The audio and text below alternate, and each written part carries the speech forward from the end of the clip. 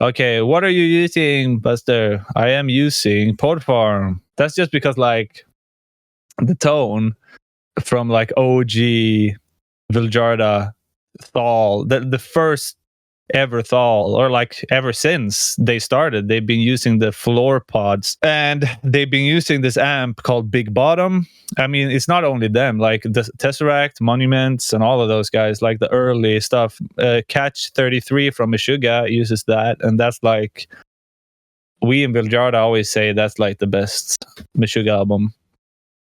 So that's what I'm using, and I love it. But I'm not using the cabs. I'm using the GGD cabs. But let's just take it from the beginning here. This is colorless DI, so it's gonna sound way different from mine. This is mine.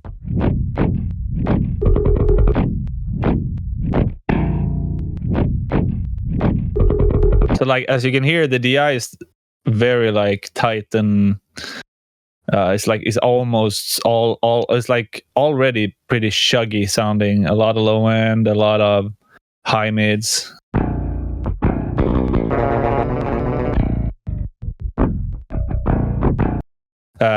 So the first thing I do, or like, it's not the first thing I do, but the first thing is like removing the scratchy high end. I can't really make that stuff work in a distorted tone. I'm sure I've heard a bunch of tones that have it, that leave it in and make it work.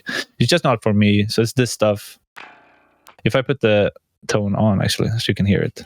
So I remove all that stuff.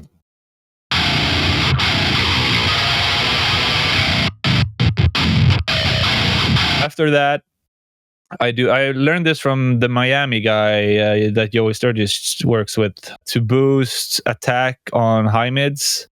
It's really cool. It's kind of like triggering. It's like it all, even if you have good high mids in your DIs, it's going to sound better and more aggressive, and you don't have to boost as much EQ wise going into the amp. So I just cranked this.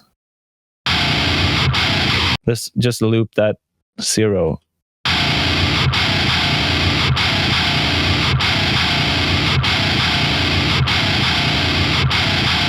So just a bit more, which I like. I love neural DSP stuff, but for this type of tone, this is king by far.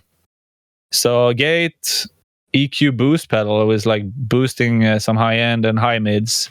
This does everything in percentages for some reason. So this is like 50% and a lot of high mids and some of that treble. I don't know if treble is really necessary, but that's just in the thing. So without the EQ pedal, it sounds like this.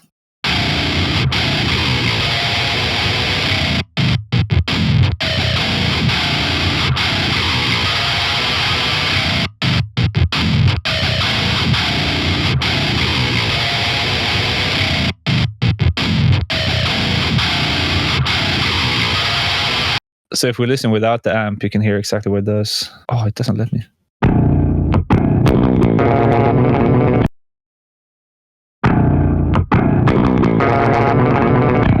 As you might notice, it's not like a drive boost pedal that cuts low end.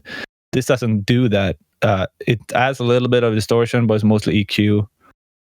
Which means that a lot of people is like, oh, my tone is so thin or whatever. But if you use a boost pedal and cut away all the low end before the amp, it's going to sound thin. Like, especially for these tunings where you need all that low stuff.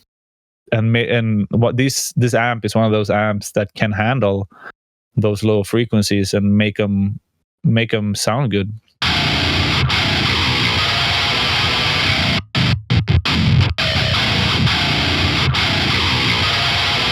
But this amp, it sounds older. It's more like a bit more harsh and less hi-fi. But if you have some patience with EQ stuff, it's going to sound good.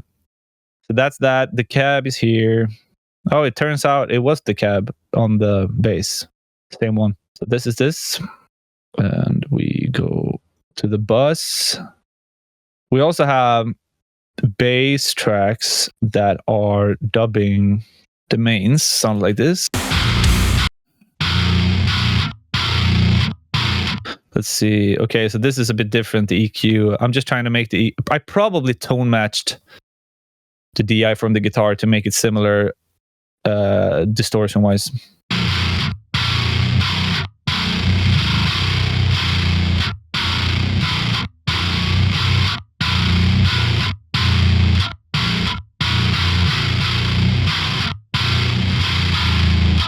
Yeah, it's just the same thing, just a little bit EQ on the DI.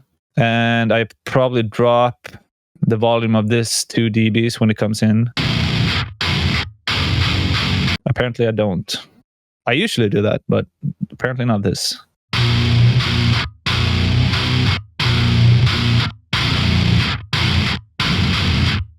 One million EQ moves. Let's go. I mean, let's start with this. So this is like taming. I mean, I'm doing Pro MB as well for the low end, but this is more detailed than that can go. This is more like smaller cues and some of the high-end stuff. And this is a boost I usually do. This I also came up with in this mix to make the guitar stand out of like a Bluetooth speaker and stuff. If you're super wide and your guitar tone is super scooped, blah blah, it's gonna disappear in a car or a Bluetooth system. So I just did a 4 dB boost of the mids in the mid channel only. So it's this.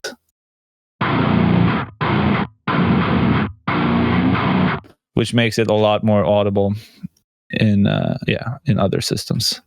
So with and without EQ.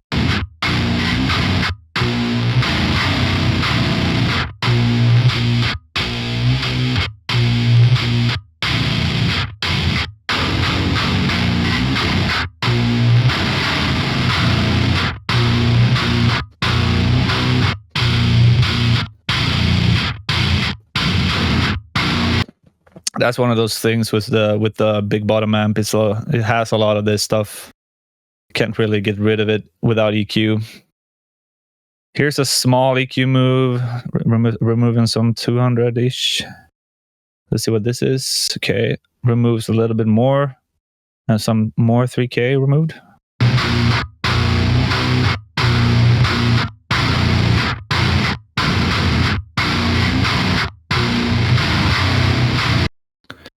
Then we have this. I love this on guitars. Just glues it all together and makes it sound more like a unit.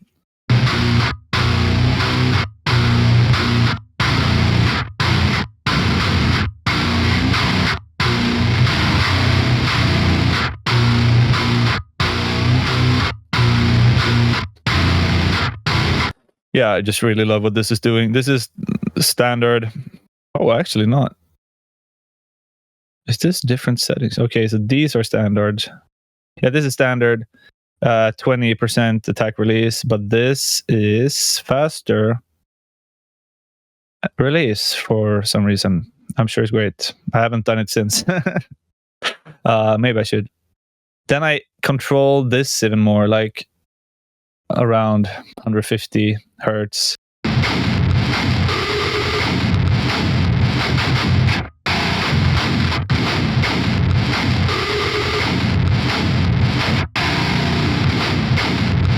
Then the same compressor as the bass, slow attack, fast release.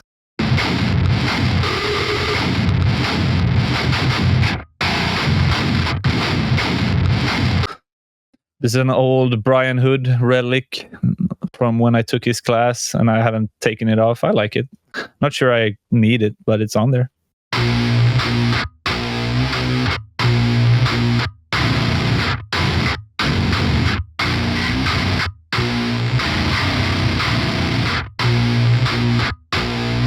I mean, it does sound better with it on, to be fair. And huge. What is this? I think I did this last minute to get the kick to cut through even more.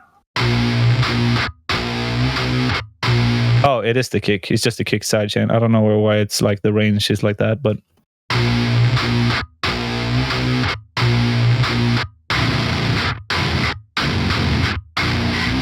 Buster, now that you've made the heaviest album of all time, are you comfortable telling us your pitch shift secrets when going below drop E? I mean, I stopped using that one, so I can probably tell it. It's just too.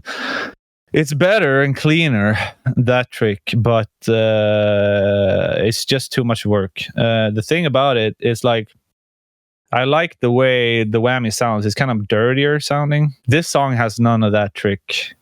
But the trick he's talking about is this. Let's see. I'm going to find a spot that makes sense to pitch down. Everything is so goddamn low already. I mean, let's do these. Let's say I want to pitch these down and have super clean. This is also going to be a YouTube clip, I'm sure. I'm going to do it like this first. There's this pitch here. Like, if you want to pitch without artifacts, what needs to happen is the guitar takes needs to slow down, because the reason there's artifacts on the whammy or like a real-time pitch is because you're forced to maintain the timing of it and also pitch it down. But if you don't maintain the timing and pitch it down, there's going to be no artifacts like this. So it's longer now instead of. So let's do like 14. So as you can hear, there's no artifacts, but what you have to do is edit it together again, which is annoying. So the trick I'm doing is this. It's already cut up. And then I do clip by clip individual files. So now let's not do 14, but let's do like 7. So now they maintain the timing. So